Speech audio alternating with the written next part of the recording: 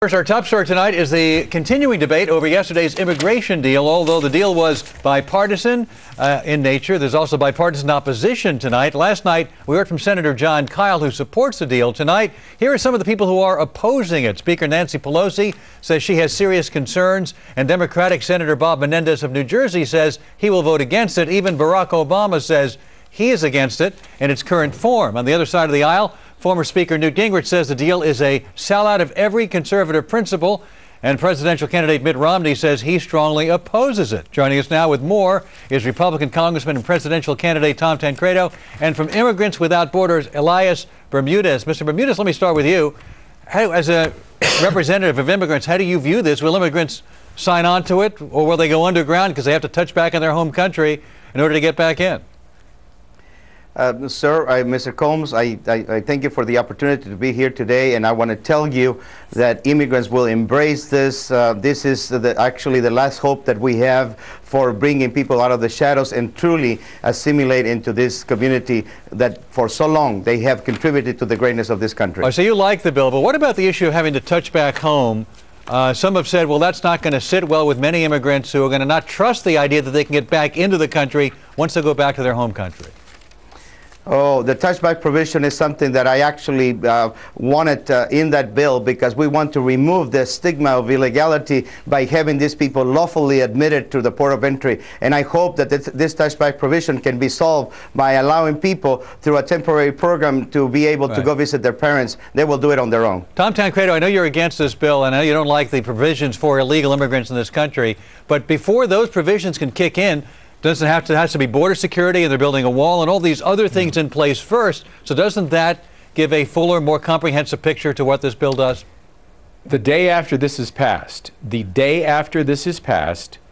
anyone who is presently here illegally can get a probationary Z visa. And there's no triggers involved for that. And what you get is a Social Security card, a work authorization card, and an immunity against being deported. Now, that's what you get the day after this is passed. If that is not amnesty, I don't know what is. Later on, there are provisions to go into place before you can get the actual Z visa. But let me tell you, even those are almost a joke. A joke, but Congressman, you have to go through 8 to 13 years. You got to pay a $5,000 fine, then a $4,000 fine. You got to go back to your home country. You got to prove you're not a criminal. You have to all these hoops you got to jump through, and it's a long-term process. Listen, who is really going to enforce this is the other issue. Even the things, if we believed that they were actually meaningful, who is really going to? Does anybody believe that this administration or the next will do any better at enforcement? Why can't we just do this? Why can't we simply enforce the laws that are on the books? Everything, or most of the triggers, are actually laws that are on the books today. They're nothing new. Right. They simply have to be enforced, and they're not. There's more enforcement in here. There's more Border Patrol. There are more strictures. There are more things that have to be done on an enforcement level before these illegal immigrants can even be considered for citizenship on 370 miles. 370 miles of fence has to be there, right? Okay. There are 2,000 miles of border, and we've already approved 700 miles.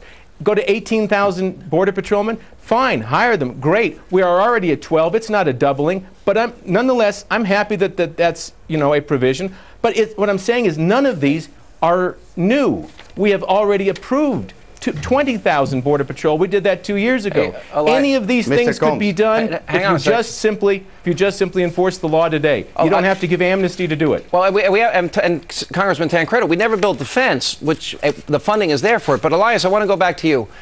Do you believe, and this is a very fundamental question here, do you believe in the rule of law? Because there are people that have been going through this process to come in our country legally that have waited for years. And yet the people that did not respect our laws and sovereignty will literally be given the very thing they wanted. So my question to you is, why should they go to the front of the line? Why should they get that benefit having not respected our laws? And first of all, the congressional intent here... No, Elias, answer my question. Why should they benefit having not respected our laws? The answer is they should not benefit by going in front of the law, and they will not, by having a temporary card to be here legally, will not be in the front of the line. Elias, they get to stay in the country. They get what they wanted. The people.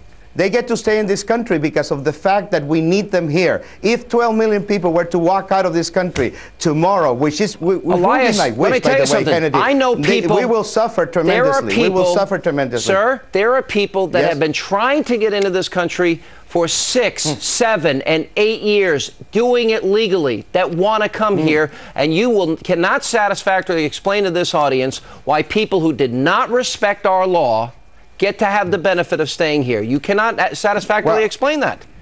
I have news for you, Mr. Hannity. I have news for you. Out of those people that are waiting, 6 million of them are already in the United States waiting exactly for that moment, Sir? and waiting and waiting and waiting. So hopefully, Hannity, we can actually find a solution here. Let's find a solution and stop bickering about it. Let's find a solution. It's just enforce the law. Enforce the law.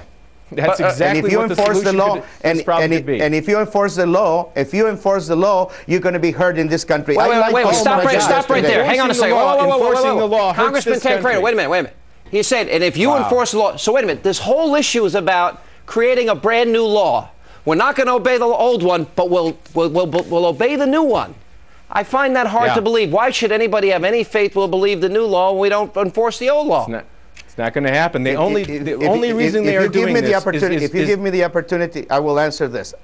Congressman Tancredo, stop the hypocrisy of this situation. Either you want to have a solution, or you want to continue to have the undocumented to be talking about it. We want to get rid of the undocumented. Give them the opportunity to do this. And if you and I can get together and really take them all out, once there is a legal mechanism where they can become legal and they don't obey that, then you and I can let me ask Tom Tancredo this question. Out. Congressman, this is an important question for me. First of all, the law is yet to be written. The American people have not had an opportunity to fully scrutinize this.